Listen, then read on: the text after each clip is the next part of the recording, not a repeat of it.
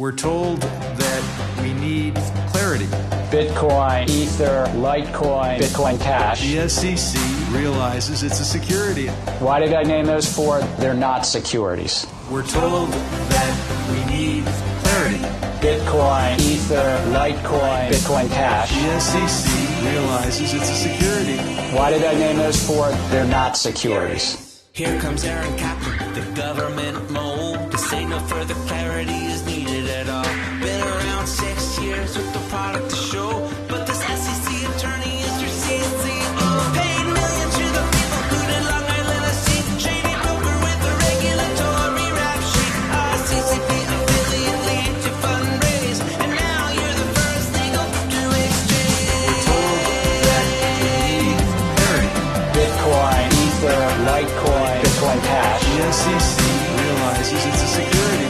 Why did I name those four? They're not securities. A day ago, nobody had heard of Prometheum. It's a little absurd to see an exchange has never traded one coin. At Congress regurgitating Gary Taco. Is it regulatory capture or a psyop mess? Is Kaplan Gary's new SBF?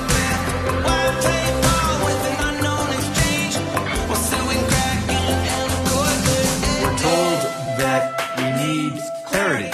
Bitcoin, Ether, Litecoin, Bitcoin Cash. The SEC realizes it's a security. Why did I name those four? They're not securities. We're told that we need clarity. Bitcoin, Ether, Litecoin, Bitcoin Cash. The SEC realizes it's a security. Why did I name those four? They're not securities.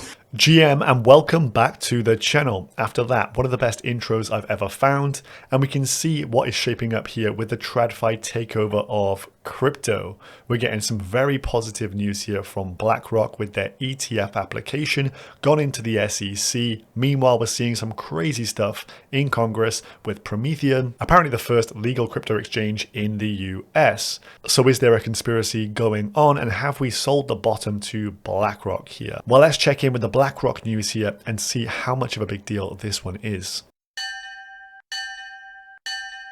So first off, a little bit of how it started versus how it's going. So back in 2017, October to be specific, Larry Fink, the CEO of BlackRock, stated that Bitcoin is an index of money laundering, which is a rather hilarious phrase.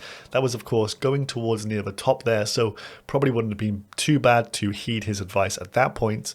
Fast forward a few years, just under 6 to be exact. Here we have the 15th of June 2023. So this is actually a massive date to mark on the calendars for crypto now. BlackRock files for a spot Bitcoin ETF with Coinbase as a crypto custodian. Coinbase, the same guys who have just been sued by the SEC for selling unregistered securities. Crazy stuff. It feels like we're being psyopsed on a daily basis. So why is this such a huge deal, and why are we so bullish about this? Well, me specifically, I am very bullish about this because I think it's pretty much a shoo-in that this one gets approved.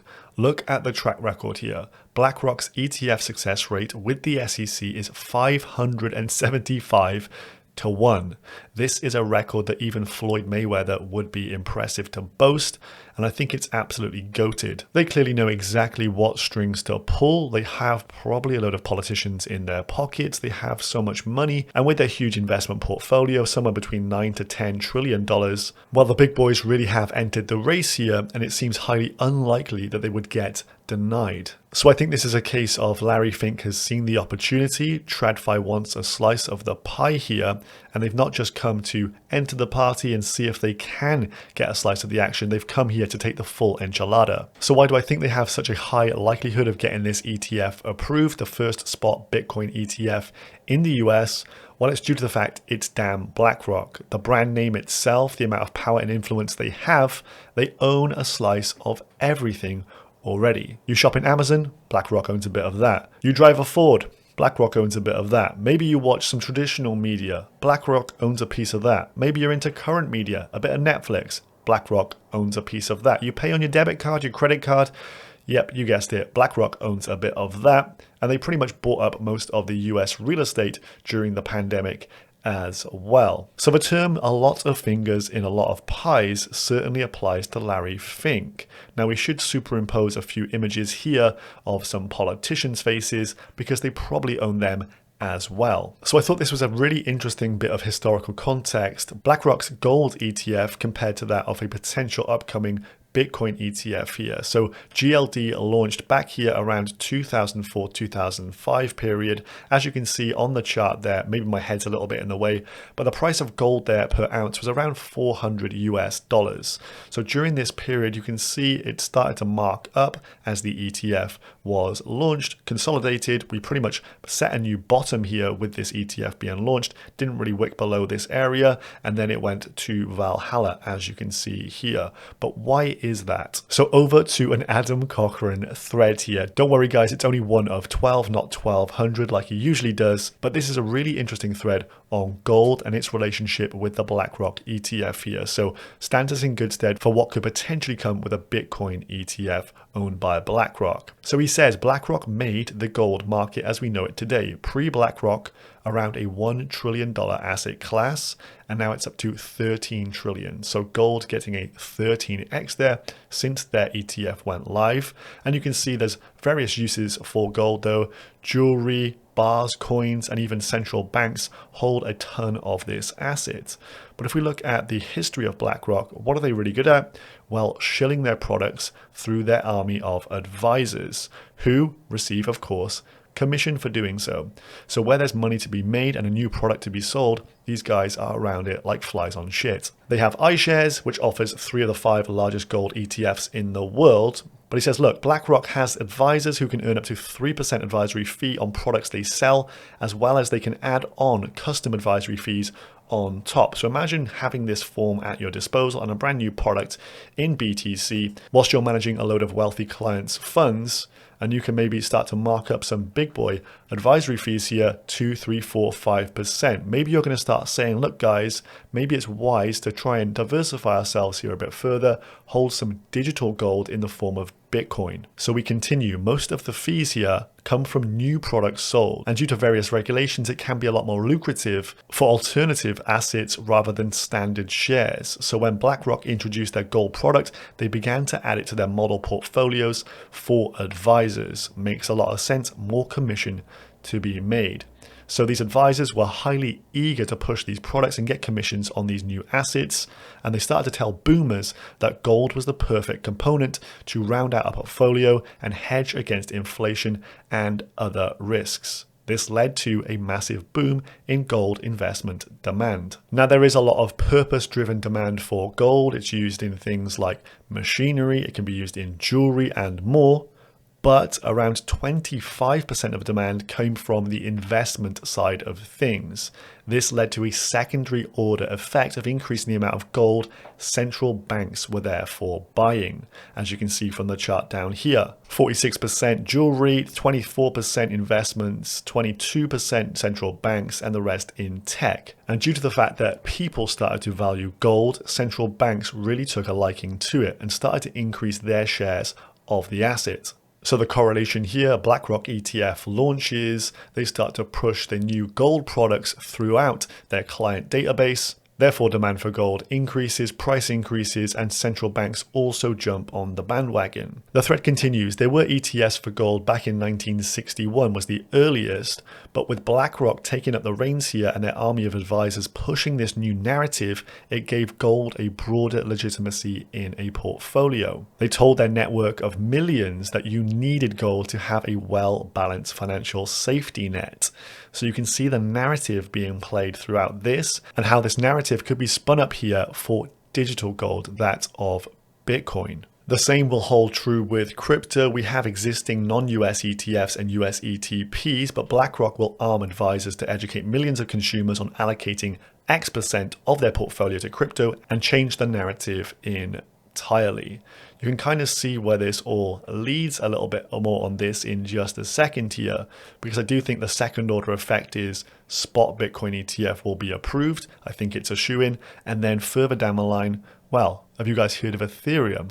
Around a 4% risk-free yield? Sounds like the perfect product they can market to boomers and cream off a nice bit of profit from the top. I really do think this will happen. You can see the narrative starting to shape up here, and your future clients, 10, 20, 30, 40 years from now, they're going to be people like us who are already red-pilled on crypto assets, and BlackRock will have to serve this demand over time. So all eyes on this industry over here, the LSDs, liquid staking governance tokens, and the ability for maybe BlackRock to partner with Coinbase, maybe Rocket Pool or someone, or maybe they even create their own BlackRock ETH and get a slice of the Ethereum staking pie as well. But I don't want to digress too far, but I think this is the second order effect of a Bitcoin spot ETF for BlackRock. So let's run through what's happened here in chronological order over the last few months. So we had the banking collapses here back in March of 2023. So a lot of people in Patagonia, Giles, were running for the banks in Calabasas, screaming for help from the bigwigs over in the capital. And as a result, the banks did get a nice bailout. Bitcoin, as a result of this increased liquidity and the fact that money printer go burr